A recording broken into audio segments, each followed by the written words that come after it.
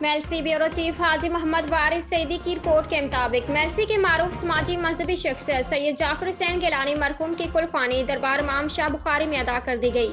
سیاسی و سماجی مذہبی وکلا تاجران کی کثیر تعداد موجود تھی۔ سید عامر گیلانی کے والد سید جعفر حسین گیلانی کی کل فانی ادا کر دی گئی۔